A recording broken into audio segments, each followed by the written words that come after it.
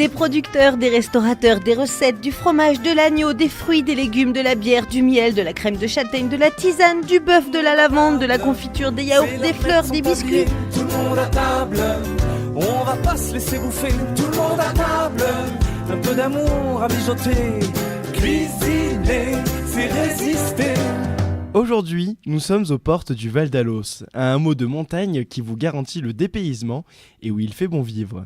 Tout ça à 1430 mètres d'altitude, nous voici à la Colle Saint-Michel. Un lieu où l'on peut pratiquer les sports d'hiver comme le ski de fond, les raquettes, mais aussi où on peut venir faire des randonnées, des balades en VTT. En tout cas, à la Colle Saint-Michel, il y a tout ce qu'il faut pour s'amuser du côté nature.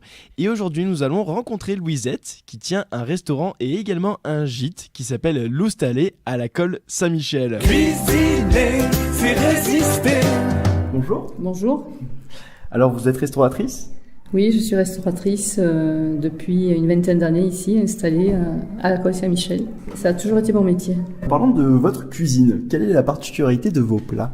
Alors, disons que j'aime beaucoup travailler avec tout ce qui est local, en particulier les légumes et les herbes sauvages. Donc c'est pour ça que vous avez décidé de faire partie du label Pays Gourmand. Oui, en fait, au départ, on est venu me chercher pour ça. Parce que je cuisinais ces produits-là. Et je propose une cuisine de saison, c'est-à-dire que je travaille vraiment, j'essaie de travailler toute l'année avec les produits que l'on trouve au fil des saisons. Et vos recettes, c'est des recettes traditionnelles ? Recettes... traditionnelles, je veux dire, c'est des recettes locales ou plutôt des recettes nationales ? Je fais un peu de tout, mais j'essaye de rester surtout dans le local. Est-ce qu'il vous arrive de proposer des thèmes durant l'année ? J'ai fait un thème une année. C'était pour la transhumance.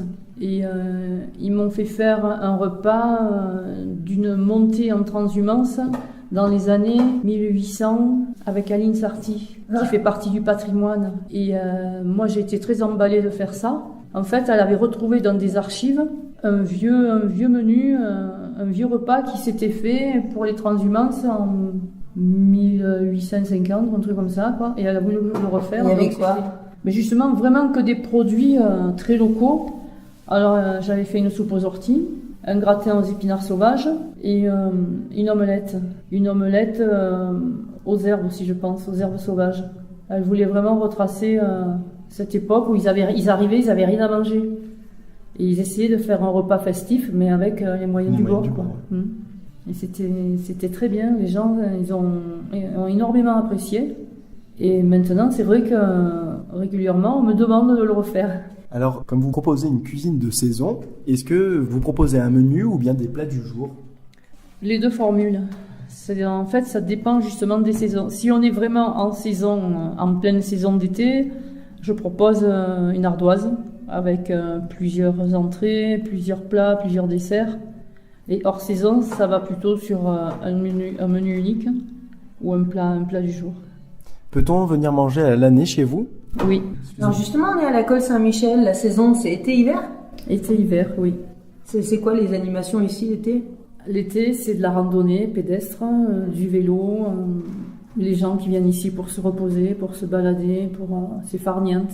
Toi, tu proposes des couchages aussi ? Oui, sur l'auberge, on a 8 chambres.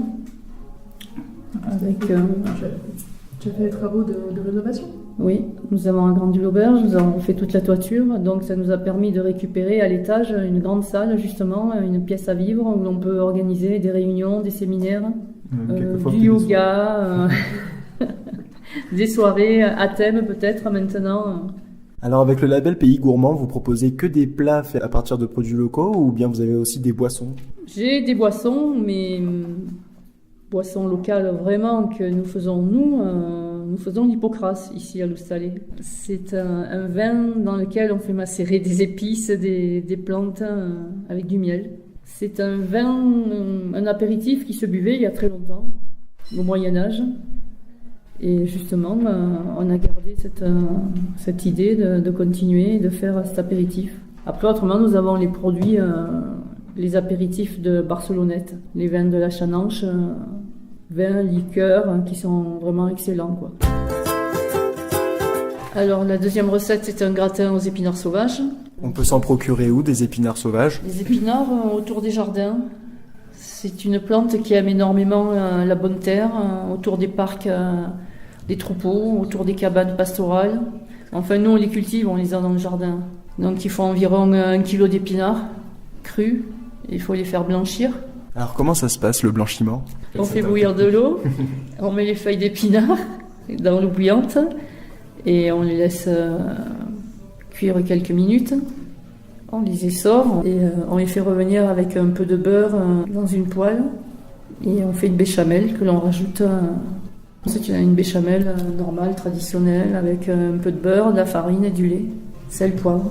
Ensuite on mélange le tout, on met ça dans un plat? On mélange le tout, oui. On met tout ça dans un plat avec du fromage râpé et on fait gratiner au four 1 quart d'heure, 20 minutes. Thermostat sur 7-8. Cuisiner, c'est résister. Ce sont des recettes de saison. L'ortie à partir de avril, mai, jusqu'au mois de juillet, août, septembre, on va dire. Et l'épinard, c'est encore la saison est encore beaucoup plus courte, donc c'est mai, juin, juillet maximum. Après, on peut en trouver encore, mais le goût est différent déjà, parce qu'ils sont beaucoup plus forts. Et puis c'est plus intéressant de sortir et d'aller faire une petite cueillette, et ensuite de faire... Au printemps, il y a tellement de choses, tellement de variétés de plantes. On peut travailler avec les pissenlits aussi, la chicorée sauvage. Oui, les asperges, ici on n'en a pas, mais il y a les asperges, les poireaux sauvages, plus bas dans les vallées en Provence. Et les poireaux sauvages, c'est vraiment très bon. Ici, on est un peu limité, quoi. Les pommes sauvages, les poires sauvages, à l'automne. Envoie du local et du bio, des produits sains pour nos marmots. Alors, quels produits locaux on peut trouver chez vous? Alors, les produits locaux, on peut trouver donc les légumes de Florence Molling, de Tartonne, au Clément. Mais c'est surtout en été, puisque eux, ils sont un peu aussi comme nous, quoi. L'hiver, ils n'ont pas de produits, ils ne peuvent pas aller travailler. Après, en viande, les viandes de Méaille, Bernard Pascal et Guy Effray, leur bœuf est excellent. En agneau, je me sers chez Stéphane Garavagno, qui vient de s'installer chez nous au village. Il est en bio et il a une viande de très bonne qualité. Les œufs, pour le moment, je me sers à Méaille. Il y a un petit élevage qui vient de se créer depuis quelques temps là, et qui est pas mal aussi. Le plus compliqué, ce sont les fruits. Les fruits, l'été, on peut en trouver parce qu'on a des jeunes qui passent sur place avec des camions et on trouve les pêches d'entrevaux ou de vologne, les pêches, les abricots. Les jus de fruits, c'est pareil, on a les jus de fruits d'entrevaux. Le miel, ça, on en trouve de partout. On a des apiculteurs un peu de partout dans la vallée. Le fromage, ça va aussi. On a du fromage de chèvre, du vache, du brebis. On a les fromages de brebis de Julie Margaillan au Moustier, qui a de très bons produits. Elle fait les faisselles, les yaourts et les tomes. Mais le problème, c'est le ravitaillement, quoi. Il faut aller trouver chaque producteur.